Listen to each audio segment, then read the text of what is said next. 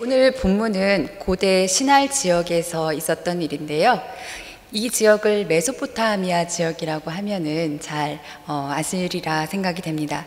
인류 최초의 문명의 발상지로 알려진 이곳은 오늘 본문의 사건이 일어난 장소이고요.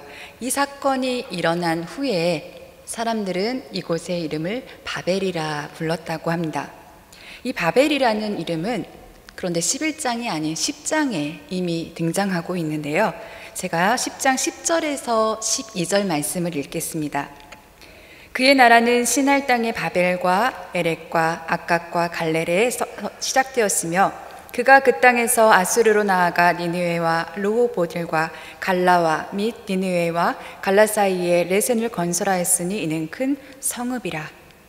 6절부터 12절까지 읽다 보면 그는 바벨 땅이 노아의 아들 함의 자손인 니므롯이고, 그리고 이 니므롯이 여러 나라를 시작한 것임을 알 수가 있습니다. 함의 아들 구스가 낳은 니므롯에 대해서 이 10장의 말씀은요, 10장에서는 성경에서 매우 상세하게 설명을 해주고 있는데요. 여기에 보면 니므롯을 땅의 첫 용사라고 하고 하나님 앞에 용감한 사냥꾼, 강한 사냥꾼이다 라고 하고 있습니다.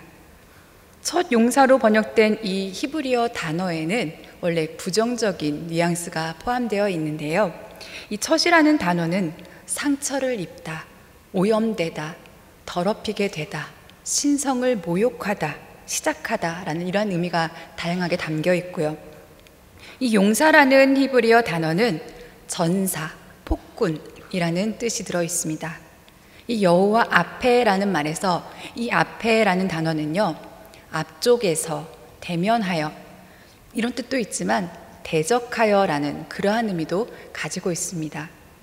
이 단어가 성경 다른 곳에서는 대항하여라고 이렇게 번역되어서 사용되는 것을 보면 니므롯은 여호와를 대항하기 시작한 전사, 폭군, 여호와를 대적하여 신성을 모독하는 그러한 사람이었던 것으로 짐작할 수 있습니다. 이 니므롯은 시날 지역에 우리가 알만한 그러한 유명한 4개의 성읍과 또 아수르 4개의 성읍을 건설했다고 이 10장에서는 기록하고 있습니다. 우리 성경에 성, 성읍, 도시 이렇게 번역된 단어들은 히브리어로 같은 단어인데요.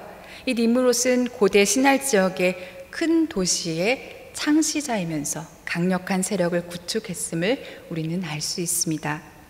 즉 그는 바벨론과 아수르에 있는 초기의 제국주의적인 세계 권력의 그런 창시자였다고 할 수 있을 만큼 선진 문명을 형성하여서 고대 근동에 강한 영향력을 미친 사람이었음에 틀림이 없습니다.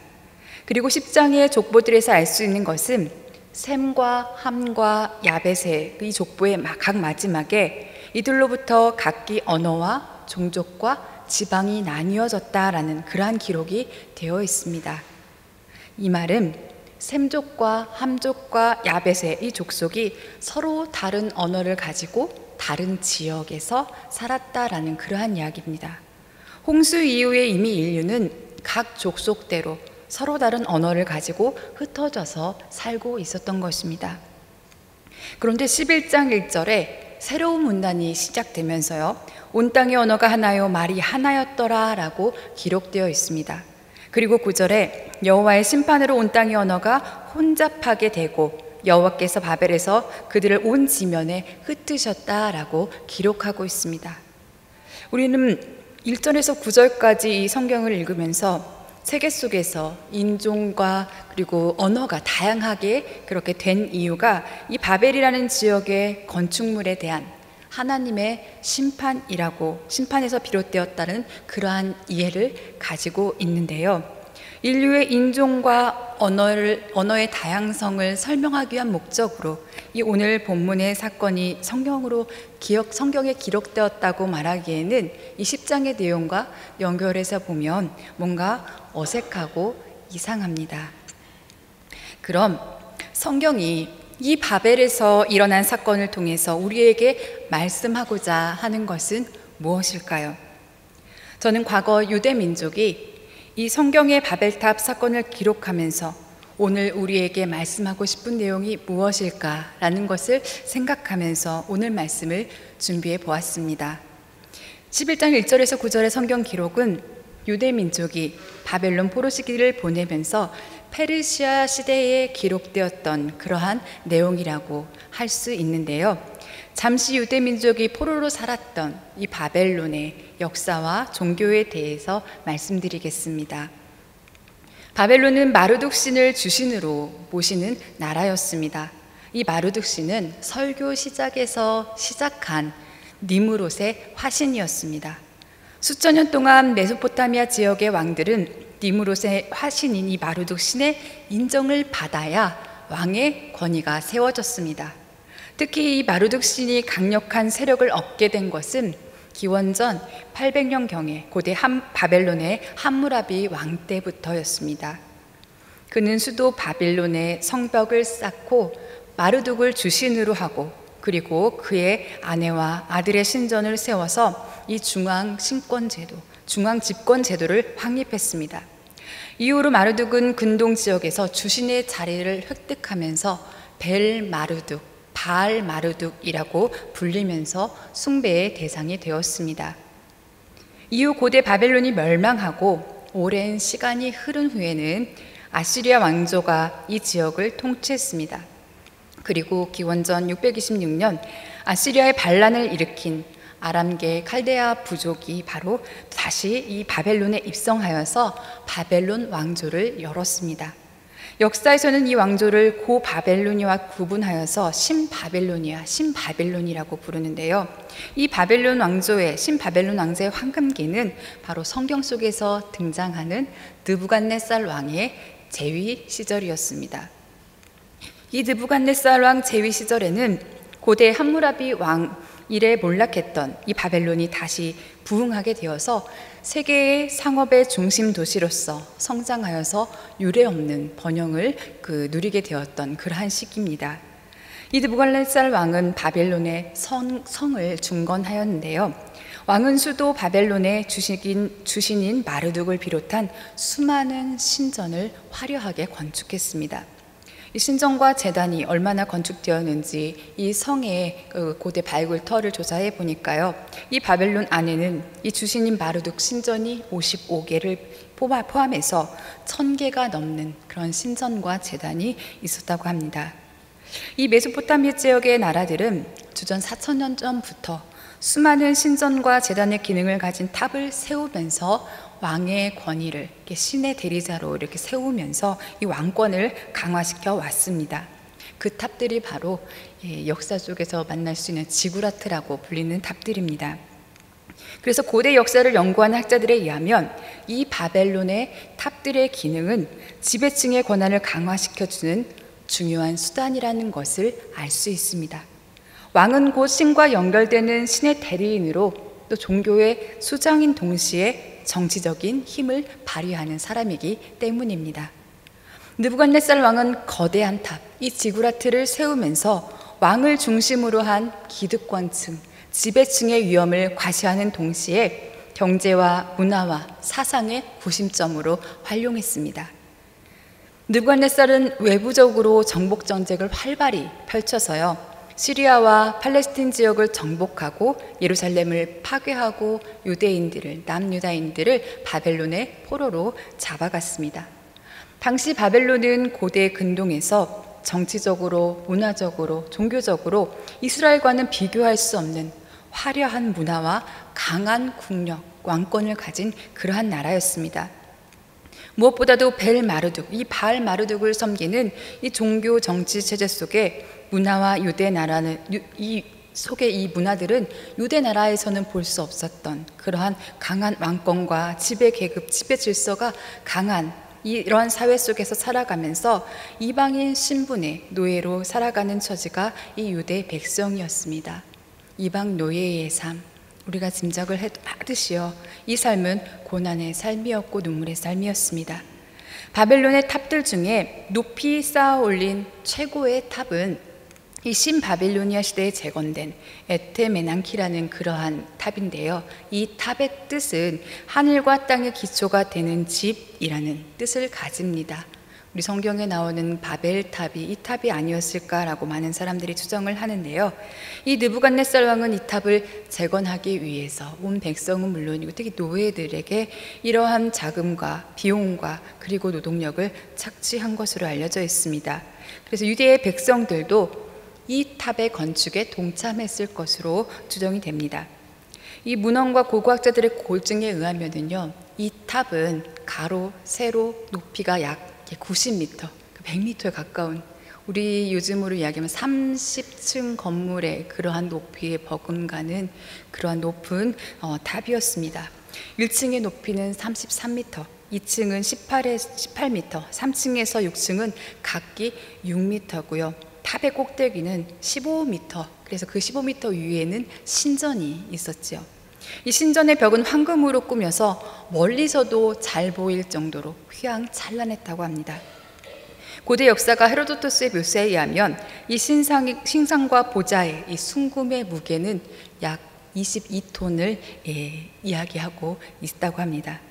이 바벨탑은 과거에 몇 차례 걸쳐서 지었다가 무너졌다가 이런 것들을 반복하다가요, 최종적으로 이 느부갓네살 통치기에 완성이 됩니다. 느부갓네살은 실제로 주신인 마르득을 위해서 하늘 끝까지, 하늘과 그 끝을 겨룰 때까지 쌓겠다라고 호언했던 기록이 역사에 남아 있습니다. 느부갓네살 왕의 아버지는 이 마르둑 신이 나에게 이 에테메난키 바벨탑의 기초를 지구 중심까지 단단하게 닿도록 만들어라 라고 명령했다라는 그러한 기록이 또 들어있는데요. 그래야만 하늘까지 오를 수 있는 건물을 만들 수 있다라고 말한 기록입니다. 이 바벨탑의 기록이 성경 11장과 창세기 11장의 내용과 유사한 부분이 있다라는 것을 아실 수 있을 것입니다. 사절 말씀 함께 보시겠습니다. 또 말하되 성읍과 탑을 건설하여 그 탑 꼭대기를 하늘에 닿게 하여 우리 이름을 내고 온 지면에 흩어짐을 면하자 하였더니 했죠. 그래서 탑 꼭대기를 하늘에 닿게 하자. 당시에 이 왕이었던 느부갓네살 왕이 주장했던 내용입니다. 3절에 보면 벽돌을 굽고 역청을 사용하여 건물을 만든 것으로 우리가 알 수 있는데요. 당시에 벽돌을 굽고 역청을 사용하는 것은 시간과 경제적인 비용이 굉장히 많이 요구되는 것이었기 때문에 이것을 사용했다는 것은 당시의 기술력을 나타내는 것뿐만이 아니라 그 강한 경제력을, 그러한 물질적인 힘을 과시하는 것이라 할 수 있겠습니다. 그들이 가진 경제적인 힘으로 하늘까지 닿는 탑을 만들어서 이 건축물을 중심으로 모여 살겠다 하는 계획을 4절에서 이야기하고 있습니다. 이들이 건축하려고 하는 성읍, 탑은 신전 복합 건물인 지구라트이며 고도 도시이기도 했습니다. 당시 지구라트들은 성직자 외에는 출입할 수 없었고요. 대부분의 종교적 용도의 건물로서 신의 대리자인 왕권을 강화시키는 거대한 도구로서 사용되는 동시에 그 잉여 농산물을 남은 그런 그 곡물들을 저장하는 그런 그 곡물 저장 시설이기도 했습니다. 이 도시 정부는 신전과 관련된 장로들로 구성되었고, 도시 성읍이 건설된다는 것은 관리들이 거주하는 도시로서 진전된다라는 그러한 의미를 가진다고 합니다. 도시화를 통해서 서로 흩어지지 않으면서 상호 협조적인 그러한 삶을 누리게 되므로 대규모 관계시설과 잉여곡식 축적을 가능하게 하고자 했던 것입니다. 그러나 이런 신전 중심의 도시화는 신의 대리자인 왕과 그리고 사제인 관리들의 막대한 재물 축적으로 이어져서 상대적으로요, 빈부 격차를 크게 벌려놓고 빈곤층을 만드는 데 결정적인 역할을 초래했다고 이 역사학자들은 이야기합니다. 지배층이 영원히 소유하고자 하는 권력과 물욕이 소외 계층의 빈곤과 열악한 삶을 가져오게 되는 것입니다. 지구라트의 건설은 인류를 평등 공동체에서 계급 공동체로 바꾸어 놓았고, 경제적인 빈곤의 시작, 인신매매의 시작, 노예의 등장의 시작이라고 말하는 학자들도 있습니다. 왜냐하면 여기에서 지배층들이 당시에 풍년이 들면 곡식을 저장해 놓았다가 흉년이 들 때 내다 파는데요, 이럴 때 이자 놀이를 했다는 것이지요. 그래서 이 제도를 통해서 사람들이 점점 빚이 늘어날 수밖에 없는 그러한 상황에 처합니다. 빚을 갚지 못한 사람들은 자신의 딸을 노예로 바쳐야 했고요. 당시에 90% 이상의 이 하층민들은 엄청난 빈부격차로 인해서 자신들의 딸을 노예로 바치게 되는 일들이 다반사였다고 합니다. 그래서 노예제도의 탄생이 이 지구라트와 밀접한 연관이 있다라고 그렇게 얘기하는 사람들도 있는데요. 이 바벨로니아 제국의 노예들은 이렇게 채무 관계에서 생긴 채무 노예와 전쟁을 통해서 획득된 그러한 노예들이었습니다. 도성의 권력자들은 노예들에게 인권을 박탈했습니다. 그리고 성경 4절에는 우리의 이름을 내고 흩어짐을 면하게 하자라는 그러한 목소리는 그래서 사회에서 모든 사람들의 목소리가 아닌 지배층의 목소리, 지배층의 주장이라고 말할 수 있습니다.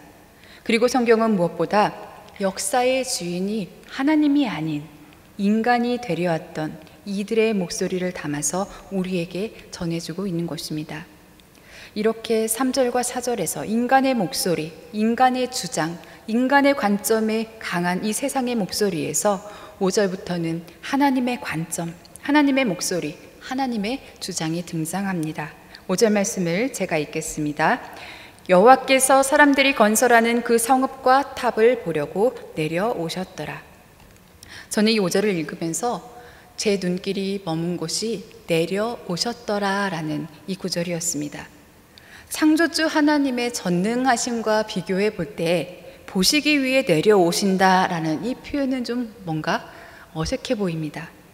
하나님이 동산에서 아담과 하와에게 어디 있느냐라고 이렇게 물으신 것, 어디에 숨어 있냐고 물으신 것이 그들이 숨어 있는 곳을 몰라서가 아니었듯이요. 하나님이 탑을 보시기 위해서 하늘에서 지상으로 내려오신 것, 이 역시 문자적으로 이렇게 하늘에서 땅으로 내려오셔야 이 진행 상황을 아시고 이런 것들을 알아보셨다라는 그러한 의미를 뜻하는 것은 아닐 거라 생각했습니다. 여호와께서는 무슨 일이 일어나는지 이미 알고 계셨습니다. 그럼에도 불구하고 보시기 위해 내려오신다라는 이 의미는 무엇일까요? 하나님이 내려오셔서 보려고 하신 것은 단지 성읍을 또 이 탑을 얼마나 높이 잘 건축하고 있느냐 이런 것들이 아닐 것입니다. 그러다가 제가 이 말씀을 묵상하다가 보시기 위해 내려오셨다라는 이 말을 통해서 하나님의 시선이 땅으로 내려오는 이 시선이 이동이 있음을 주목하게 되었습니다. 이 시선 이동을 통해서 이 낮은 땅에서 하나님이 보신 것이 무엇일까? 거기에 저의 시선을 맞추게 되었습니다. 그리고 성경을 기록한 유대 백성들의 관점에서 하나님이 내려와 보시기를 원했던 것은 무엇인지를 생각하며 저들의 삶의 배경이 되는 역사를 생각해 보게 되었습니다. 무엇보다 내려와 자세히 보시고 이 건축의 역사를 중지시키는 일에 좀 더 지체하실 수 없는 그 이유를 또 생각하게 되면서 이 구절을 묵상했습니다. 그러면서 가지게 되는 생각은 인간이 자신의 이름을 드러내고자 하는 욕망이 강한 이 높은 곳이 아닌 자신의 존재를 인정받지 못하고 있는 낮은 곳, 고난의 현장으로 하나님의 시선을 향하신 것을 보려고 내려오셨다라고 표현한 건 아닌가 생각하게 되었습니다. 인권이 유린당한 채 멸시받고 천대받는 노예로 살아가야 했던 낮은 자리에서 하나님의 백성이 살아가는 그 안타까운 삶의 현장을 보신 것입니다. 단순히 겉으로 보여지는 거대하고 화려한 건축물이 아니라 그 지배계층의 거대 권력 아래에서 그 그늘에서 신음하고 고통당하는 아랫사람, 억압과 죽음의 고통 속에서 사는 노예들의 삶을 보게 한 것입니다. 그리고 한편으로는 이 보려고 내려오신다라는 표현은 이 건축 사건과 하나님과의 그 가진 거리감을 또 볼 수 있었습니다. 하나님의 뜻에 합당한 계획이 아닌 인간의 의지와 계획이 담긴 사건이기 때문에 하나님과 거리감을 두는 뜻에서 또 이런 표현을 사용하지 않았는가 하는 생각을 해봅니다. 거대한 탑을 짓기 위해서 육체적으로 경제적으로 고난을 당하는 이 노예들을 보신 여호와께서는 이 인간들의 계획과 역사를 그대로 방치할 때 앞으로 초래하게 되는 더 많은 수많은 생명들의 아픔과 고통을 보셨습니다. 그래서 6절에 이렇게 말씀하십니다. 이같이 시작하였으니 이후로는 그 하고자 하는 일을 막을 수 없으리라. 이 말씀은 또한 문자 그대로 하나님이 인간의 힘을 더 이상 막을 수 없기 전에 움직인다라는 그러한 의미는 아니겠지요. 이 일을 시작으로 이후에는 못할 것이 없이 더 확산되는 악한 인간의 역사에 대해서 하나님의 깊은 한숨과 탄식을 우리는 이 구절에서 보아야 하겠습니다. 저들이 다음에는 무슨 일을 할지 안 봐도 눈에 선하다. 저들이 무슨 일이든지 거침없이 할 것이다 라는 이 하나님의 말씀 속에서 내려와 보신 이 역사의 밑바닥에서 신음하는 노예들의 삶의 고난이 얼마나 컸을지를 또한 우리는 한편으로 짐작할 수 있습니다. 인간의 잘못된 계획, 잘못된 힘의 역사를 세우려는 이러한 일에 대해서 하나님께서는 특단의 조치를 하시는데요. 그것이 7절과 8절 말씀에 있습니다. 바로 하나의 언어를 혼잡하게 하셔서 서로 알아듣지 못하게, 서로 소통하지 못하게 하신 것입니다. 언어가 달라서 서로 소통하지 못하는 인간은 그들의 도시 건설을 멈추게 되고요. 결국은 서로 흩어져서 살게 되었다는 말씀이 9절에 기록되어 있습니다. 그럼 실제 이 성경 사건의 배경과 유사한 이 신바벨로니아 바벨탑 어떻게 되었을까요? 번영을 달리던 바벨론 나라는 느부갓네살 왕의 사후 이후에 급속도로 몰락하게 됩니다. 그래서 사후 한 25년 후에 이 페르시아의 고레스 왕이 이 바벨론 성을 침략하게 되고 결국은 함락당하게 되지요. 이후 바벨론에서 일어난 또 이 바벨론 지역에서 일어난 반란으로 인해서 그 느부갓네살이 세웠던 성체와 신전들이 파괴되었다고 합니다. 이 높은 탑의 역사는 1세기도 못 되어서 느부갓네살 왕이 세운 지 1세기도 못 되어서 끝나버리게 된 것입니다. 반란으로 인해서 바벨론의 탑과 성체, 신전은 벽돌 더미 외에는 아무것도 남지 않고 철저히 파괴되었고 이때 금으로 만든 마르둑 신상도 녹아 없어졌다고 합니다. 유대 백성은 바벨론의 거대한 영화가 이렇게 외부 이민족의 침입과 내부 반란으로 힘없이 무너져버리고 사라져버린 것을 바라보면서 이 창세기에 바벨탑의 이야기를 기록해 놓았습니다. 그리고 이 바벨탑이 무너지는, 바벨론이 무너지는 역사는 하나님이 하신 것이라고 고백하고 있습니다. 이방세계 언어 속에 이 바벨이라는 말은 신의 문이라는 뜻입니다. 그러나 오늘 본문에서 히브리인들은 이 바벨이라는 말을 혼란이라는 뜻으로 말하고 있습니다. 어떤 학자들은 이 혼란이라는 단어, 히브리 단어를 혼동해서 착각해서 이렇게 기록했다라고 보는 견해도 있지만요. 저는 유대 사람들이 단어를 혼동해서 기록했다 하기보다는 바벨이라는 땅을 혼란의 땅으로 이름하고 싶은 유대인들의 마음을 볼 수 있었습니다. 잘못된 이데올로기로 잘못된 단결을 하는 공동체는 대혼란을 피할 수 없다라는 그러한 교훈을 우리에게 또한 주고 있는 것입니다. 그러므로 이 바벨탑의 이야기는요, 역사의 주인이 인간이 되려고 했던 사건이면서 하나님의 뜻, 하나님의 중심의 역사, 하나님 나라의 역사가 중심이 되지 않고 인간이 역사의 주인처럼 살아가면서 불의한 힘을 독점하고 행사하려고 할 때 사회는 혼란에 처할 수 없다라는 것을 보게 하고 있습니다. 바벨의 사람들은 신의 문이라는 뜻의 바벨에 세워진 탑을 통해서 신과 소통하기를 원했습니다. 그러나 그들이 소통하려는 신은 하나님이 아니었고요. 인간 영웅 니므롯을 신격화해서 만든 바알 마르둑이라는 거짓 신이었습니다. 이들이 소통하려고 했던 신은 참된 지혜의 길, 생명의 길로 인도하시는 그런 구원의 신 하나님이 아니었습니다. 오히려 탑을 건축하면서 수없이 많은 노예들을, 사람들을 고통스럽게 하고 희생시키고 죽어가게 만든 그러한 죽음의 신이었습니다. 신의 대리자임을 자처하면서 신의 권위를 행사하려는 이들은 겉으로는 인간의 풍요로움을 위하고 풍요로운 삶을 위하고 나아가서는 신을 위하는 탑을 세우겠다 했지만 그 속에는 지배 이데올로기가 가득한 탑을 세웠습니다. 명예를 통해 권력을 유지하는 이들이 주도하여서 지배층의 명예를 지키기 위해 세운 탑이었습니다. 느부갓네살 왕은 지배계급의 이데올로기로 사람들을 억압하고 자신만의 왕국, 인간의 욕망이 가득한 왕국을 구축하려 함으로써 그가 이룬 것들은 외부의 침입과 반란으로 무너져서 남지 않게 되었습니다. 바벨탑 사건은 공동체 안에 많은 사람들이 고통당하고 신음하는 그러한 현실을 외면한 채 지배층의 특권과 안정과 그런 것들을 강화하고 체제 유지의 목적을 둔다면 그 공동체는 혼란에 빠지게 될 수밖에 없다라는 그러한 교훈을 오늘 우리에게 주고 있는 것입니다.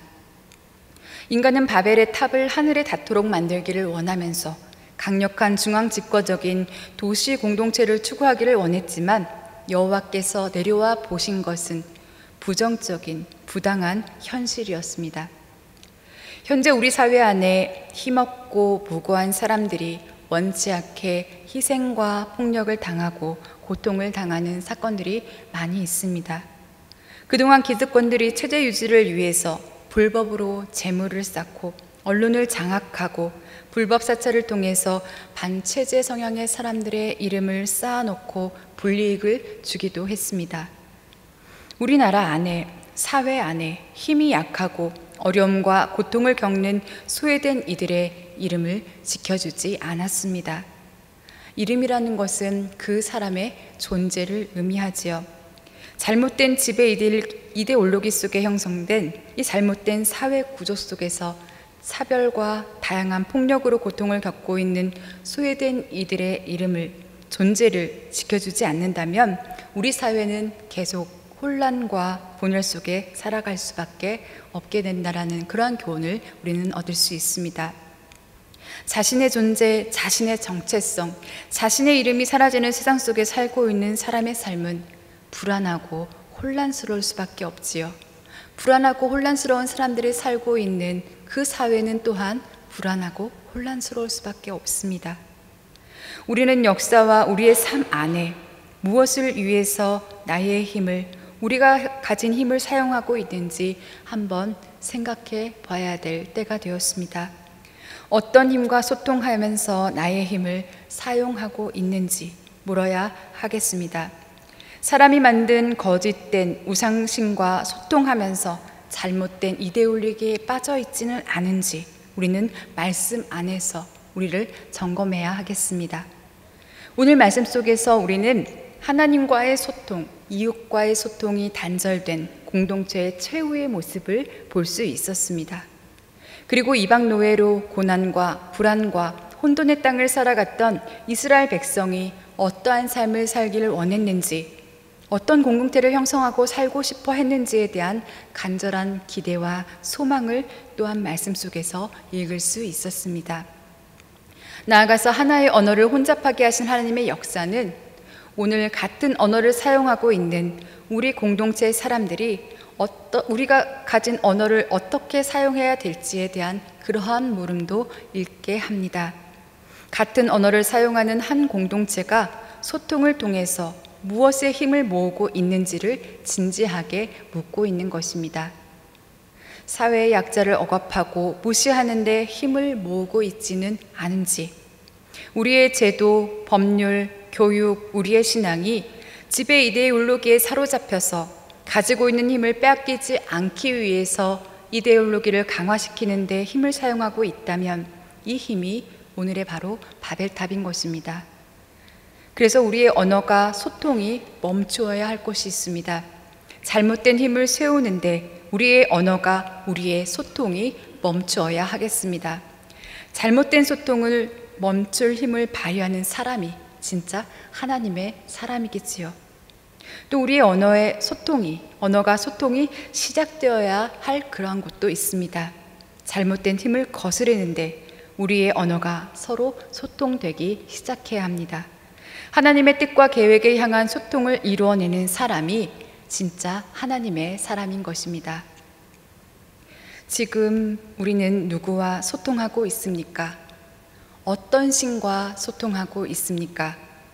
생명의 구원의 신인가요? 죽음의 혼란의 신인가요? 그리고 지금 우리는 어떤 가치관을 가지고 소통하고 있습니까? 성경의 가치관을 가지고 소통하고 있습니까? 세상의 가치관을 가지고 소통하고 있습니까? 또한 우리의 언어는 생명을 살리고 하나님 나라를 위한 소통을 하고 있습니까? 아니면 우리의 언어가 생명을 죽이는 하나님 나라의 삶과는 먼 그러한 소통을 하고 있습니까? 우리 인생의 실패는 좋은 직장을 다니지 못하고 많은 돈을 벌지 못하고 자식들을 잘 키우지 못한 것이 아닙니다. 인생의 실패는 소통이 막히는 것입니다. 우리의 계획으로 인해서, 나의 계획으로 인해서 하나님과 소통되지 않는 것이 실패한 인생입니다. 하나님과 소통이 되지 않는다면 여기에는 인생의 혼란과 패배가 따르게 되는 것입니다. 또한 우리의 공동체의 소통이, 나의 소통이 분열과 다툼과 소외를 만들고 있다면 이 또한 실패의 역사를 만드는 것입니다. 바벨탑 사건 속에 여호와께서 하신 일이 잘못된 힘을 가진 공동체의 잘못된 소통을 깨트리심으로써 인간의 계획을 좌절시킨 것입니다.